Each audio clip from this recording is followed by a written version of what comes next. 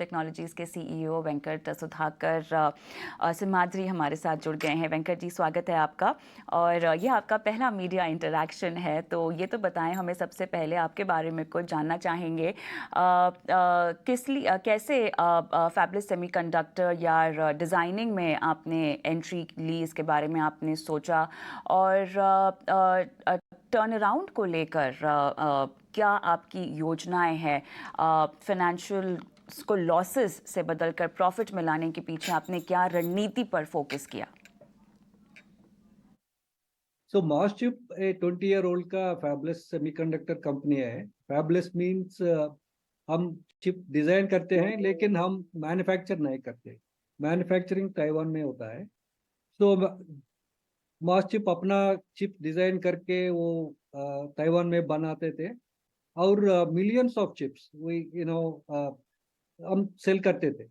तो बाद में कंपनी में कुछ प्रॉब्लम हो गया था। वो प्रोडक्ट का डिवीजन तो जो था उसको एक ताइवान कंपनी ने खरीद लिया। हम डिजाइन सर्विस में फोकस कर रहा था। वो इंडियन गवर्नमेंट से भी कुछ डिजाइन प्रोजेक्ट्स मिला था हमको। वो कुछ डिजाइन्स अच्छा डिजाइन्स बनाया था इंडियन गवर्नमेंट के लिए भी। लेकिन कंपनी कुछ प्रॉफिट्स कुछ स्ट्रगल हो रहा था। तो 2018 में हमारा कंपनी जो था गिगाकॉम सेमीकंडक्टर, उनको ये मास्टिप से मिलाया था। मैंने सीईओ बन के सिलिकॉन वैली से इधर आया था। बाद में कुछ स्ट्रैटेजी चेंज कर दिया हमने। Design services, semiconductor design services में फोकस किया था। अपना जो कनेक्शंस रिलेशनशिप्स जो था सेमीकंडक्टर इंडस्ट्री में सिलिकॉन वैली में, वो बहुत अच्छा हेल्प किया था हमको। बाद में कंपनी ग्रो कर रहा था साल से साल। अभी जब मैंने सीईओ बना था तब हमारा हेड काउंट 200 इंजीनियर्स था। अभी 1200 इंजीनियर्स बन गया। रेवेन्यूज भी बहुत 30 to 40% year to year growth हो रहा है, आप सब देख सकते हैं। सो इंडस्ट्री सेमीकंडक्टर इंडस्ट्री में बहुत इंडिया में कुछ बहुत ग्रो हो रहा है। सब कुछ हेल्प किया था हमको। कुछ आपके क्लाइंट्स के बारे में हम जानना चाहेंगे। सेमीकंडक्टर डिविजन्स को लेकर अहम क्लाइंट्स कौन कौन से हैं और किस तरह से आपने इसको पूरा डिवाइड किया है पैन इंडिया? तो आप टॉप 20 सेमीकंडक्टर कंपनीज देख लिए। वर्ल्ड में एएमडी है, सैमसंग है, क्वालकॉम है। एटलीस्ट टॉप 20 सेमीकंडक्टर कंपनीज में 10 कंपनीज हमारा कस्टमर्स है। वो हम उनके लिए बहुत कुछ काम करते हैं। चिप डिजाइन वर्क करते हैं, एनालॉग आईपी डिजाइन वर्क करते हैं, एम्बेडेड सॉफ्टवेयर वर्क भी कर रहे हैं। वो year to year, quarter to quarter हमारा बिजनेस जो भी हो रहा है इन कस्टमर से, वो बहुत ग्रो हो रहा है अभी। वेंकट जी, एम्बेडेड सेगमेंट्स को लेकर अगर मुझे फोकस करना हो तो ये बताएं कि इसमें आपके एक तो अहम क्लाइंट्स कौन कौन से हैं, और दूसरा इस पूरे सेगमेंट में ग्रोथ को लेकर, क्लाइंट्स की भी ग्रोथ को लेकर आपकी योजना क्या है? वो हमारा कस्टमर नेम्स अभी हमेशा कॉन्फिडेंशियल होता है। उनके साथ हम एनडीए करते हैं। उनके परमिशन के बिना वो हम उनका नाम नहीं बोल सकते हैं। लेकिन मैंने बोला ना, टॉप 20 कस्टमर्स में जो भी है, एएमडी है, क्वालकॉम है, इंटेल है, बहुत सारे, सैमसंग है। बहुत सारे नेम्स इन कस्टमर लिस्ट में हमारा कस्टमर्स है। सो सो एम्बेडेड में हमारा ग्रोथ थोड़ा स्लो था। सेमीकंडक्टर बहुत लीडरशिप है। सेमीकंडक्टर में हमारा लीडरशिप बहुत स्ट्रांग है। वो एक रीजन है, इसीलिए हमारा ग्रोथ सेमीकंडक्टर में स्ट्रांग था लास्ट 3-4 इयर्स। एम्बेडेड में थोड़ा लीडरशिप की कमी थी, इसीलिए ग्रोथ थोड़ा स्लो हो गया था। इसीलिए हमने रिसेंटली एक एक्विजिशन किया है, सॉफ्टनॉटिक्स कंपनी बोल के। वो पुणे में है, उनका ऑफिस अहमदाबाद में है, और सैनोजे भी है।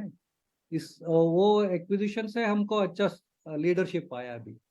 उनका भी स्ट्रांग कस्टमर्स है एम्बेडेड में। बहुत सिनर्जी था उनसे, इसीलिए हमारा ग्रोथ अच्छा होगा अभी एम्बेडेड में भी। क्या आपने सेमीकंडक्टर पीएलआई स्कीम के लिए आवेदन या अर्जी दी है? सो ये पीएलआई स्कीम जो भी है वो मैन्युफैक्चरिंग वाले के लिए है। सो हमारे जैसा फैबलेस प्रोडक्ट कंपनी है, इसके लिए डीएलआई स्कीम है। इसको बोलते हैं डिजाइन लिंक्ड इंसेंटिव। तो हम एक चिप डिजाइन करके बना के टीएसएमसी और जो भी फाउंड्री है बाहर, उसमें बना के बेच सकते हैं। उसके लिए डीएलआई स्कीम अप्लाई होगा। सो हम ऑलरेडी एक प्रोजेक्ट के लिए डीएलआई स्कीम अप्लाई किया था। ये प्रोजेक्ट अभी कॉन्फिडेंशियल है, उसका अनाउंसमेंट 6 महीने में शायद हो जाएगा। तो और 2-3 प्रोजेक्ट है पाइपलाइन में, उसके लिए भी डीएलआई स्कीम अप्लाई कर सकते हैं। शुक्रिया वेंकट जी, समय निकाला और हमसे आज आपने बात की है। मैं एक बार रवि सिंह की ओर रुख करूंगी और इनसे इस स्टॉक पे भी राय लेते हैं। तो मोस्ट्रिप सेमिकॉन, रवि, और aerospace, defence, customer electronic, automotive, medical, networking, telecommunications क्षेत्र में ये कंपनी है। जहाँ तक अगर हम आई की डिविजन्स की बात करें तो 47% एक्सपोर्ट, भारत में लगभग 53% तक की आय का कंट्रीब्यूशन है। बताएं यहाँ पर चिप डिज़ाइन का अहम काम है कंपनी का, और आगे का आउटलुक कुछ तिमाहियों के लिए, क्या कमाई का सौदा, मुनाफा का समय इसमें? देखिए, मुझे ऐसा लगता है कि कविता जी, स्टॉक तो काफी अच्छा चल रहा है और अच्छा चल चुका है। यहाँ से फंडामेंटल नंबर्स पे दो चीजें जो आपने पूछी बड़ी क्लियरली वेंकट साहब ने बताई। पहला तो कि सॉफ्टवेयर में भी डेवलपमेंट है और चिप डिजाइनिंग में है।